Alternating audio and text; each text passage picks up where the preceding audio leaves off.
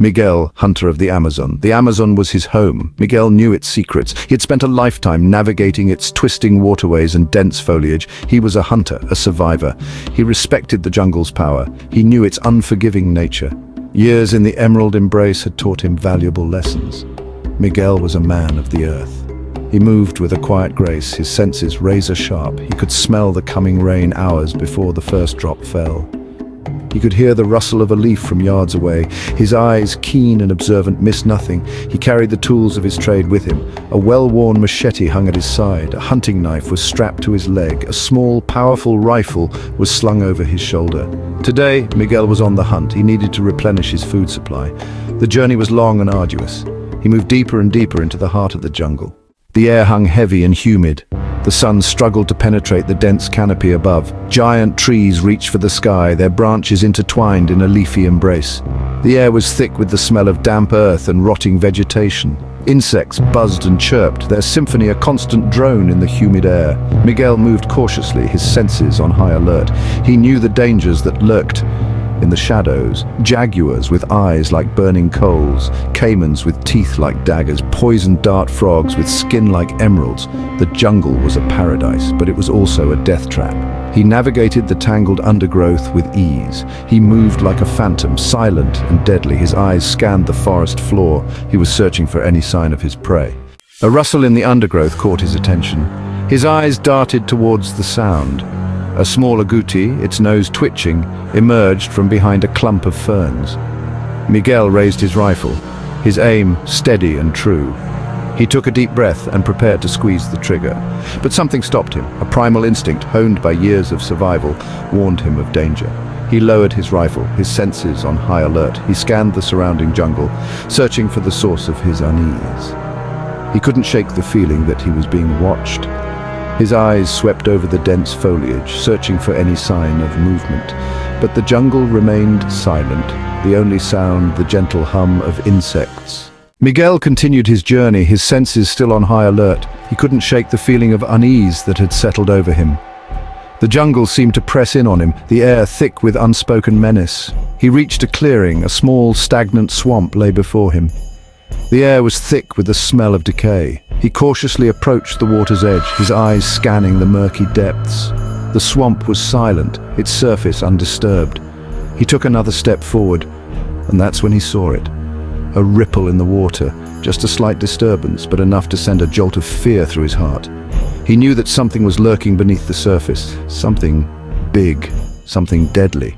Before he could react, the water exploded in a frenzy of foam and fury. A gigantic anaconda, its scales gleaming like polished bronze, shot out of the swamp. Its jaws, lined with rows of razor-sharp teeth, gaped wide. The snake lunged at Miguel with terrifying speed. Miguel barely had time to register what was happening before the anaconda's massive coils wrapped around him. He felt the air leave his lungs in a rush as the snake constricted, its grip like a vice. He was trapped, his body helpless against the anaconda's immense strength. Panic surged through him, but he fought it down. He knew that panic would only hasten his demise. He needed to think clearly if he was going to survive this encounter. Section 6. The Hunter's Courage. The anaconda squeezed tighter, its coils cutting off his air supply.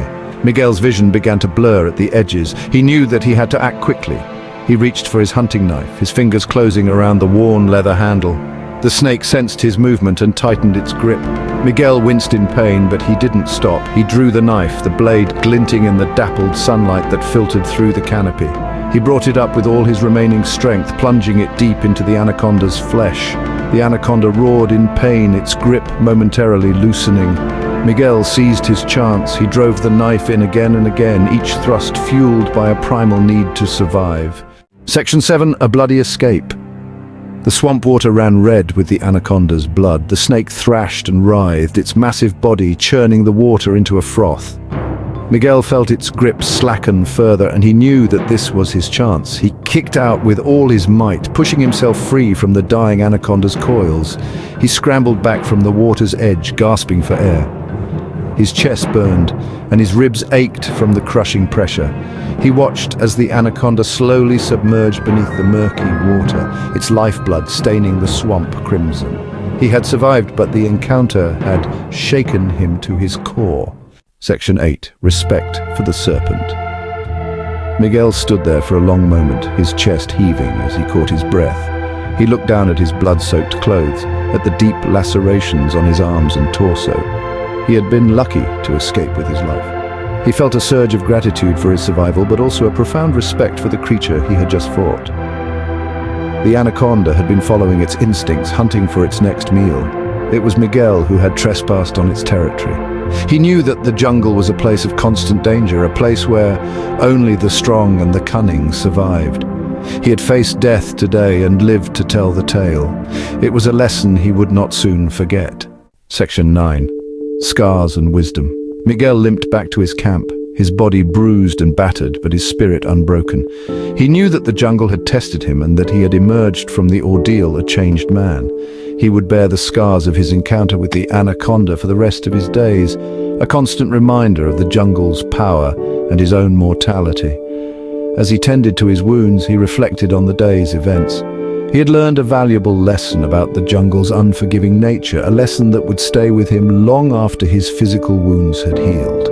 He emerged from the jungle, forever marked by the encounter, but forever grateful for another day. He would continue to respect the jungle and its creatures, for he knew that he was merely a visitor in their domain. He would hunt and survive, but he would do so with a newfound humility and a deeper understanding of the delicate balance that governed life and death in the heart of the Amazon.